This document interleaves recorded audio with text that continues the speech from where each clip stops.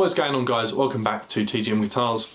So today I wanted to kind of go over a topic that I know I've thought about a lot in the past, and I don't know if any of you guys are exactly the same, but that is the topic of signature gear and signature guitars and the such. So there's kind of the view that most people that buy signature gear are trying to emulate or be like that person.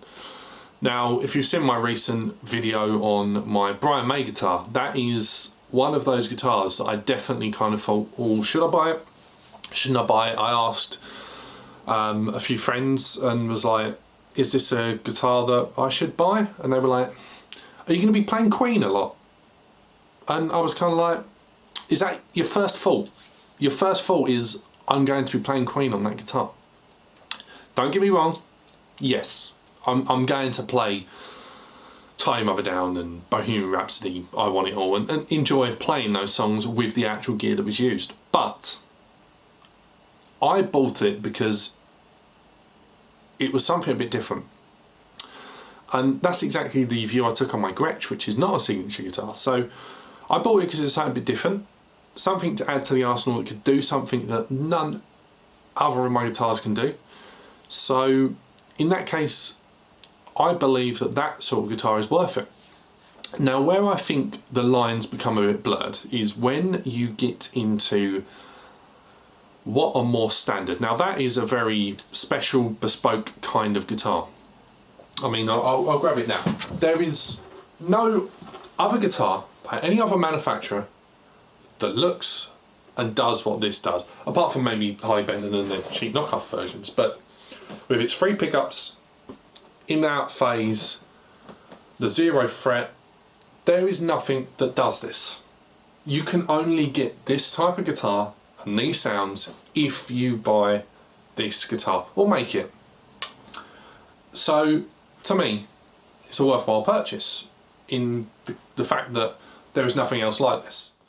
And moving on to the discussion of some other signature guitars is when you kind of get into what I believe is the fine lines and where you've got to really make the decisions. Now, I have been searching, and one day I hope I'll be able to afford, but they only keep going up in price, a John Mayer signature Stratocaster.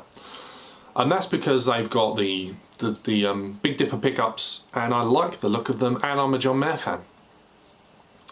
Now, the good thing about those is, unless you get the one with the racing stripes on it, it doesn't instantly scream, I'm a John Mayer fan, I want to be John Mayer. But it's another one of those things. You're paying a premium simply because it's got somebody's name on it, especially since they're discontinued.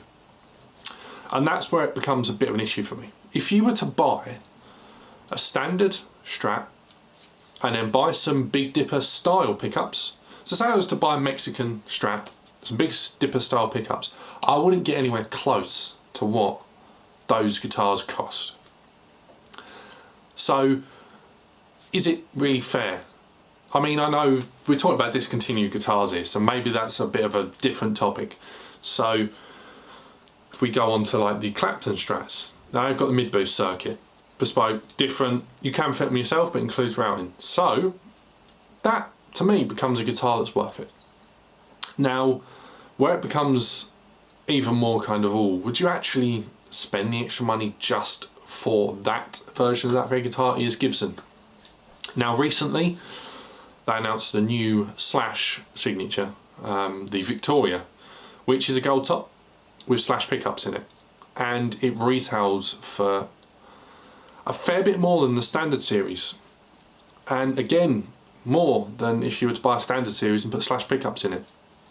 So is that worth it if you're a Slash superfan? Yes, they do colours that are not available in some of the standard line in the Slash series, so in that case maybe it is. But then in the same cases, if you don't want that colour but you want those pickups, it's going to be cheaper if you just do it your own way. And they seem to be one of the brands at the moment that they are making very good guitars, don't get me wrong. I would love to own a newer Les Paul. My one's from 2016, which is kind of the, I don't want to say terrible era, but it kind of is the terrible era of Gibson. So I'd like to say a bit newer. But recently with their signature guitars, some of those are ridiculous. I know Custom Shop is a premium, but let's take for example the Jimi Hendrix line of guitars they just brought out, the SG Special and the Flying V. £10,000 or thereabouts, not exact, but in the ballpark of £10,000. When you can buy a USA made good quality SG or Flying V for a fraction, a fifth of that cost, you're talking about £2 grand. £2 grand. Yes, it's not that exact version, it's not those exact specs.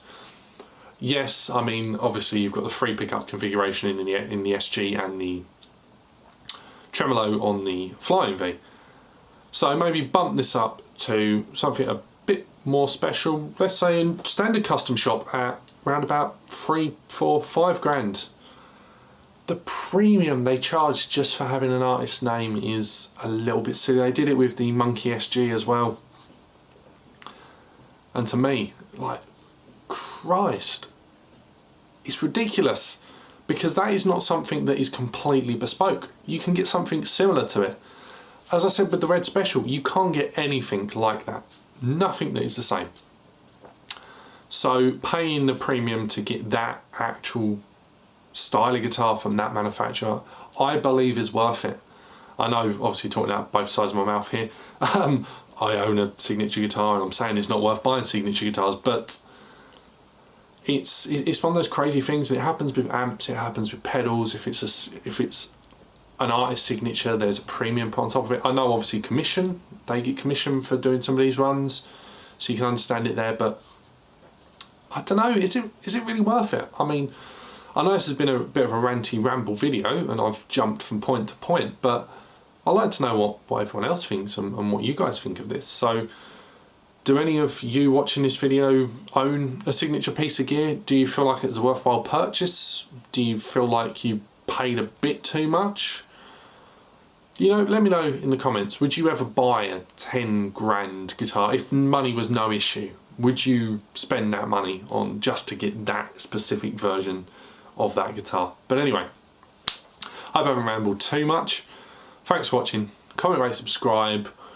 There's probably going to be a few of these sort of debatey videos that I do alongside my reviews, and it's good to just sort of like talk about things and yeah, geek out a little bit and kind of justify some of my purchases sometimes, as I'm trying to do with the Red Special.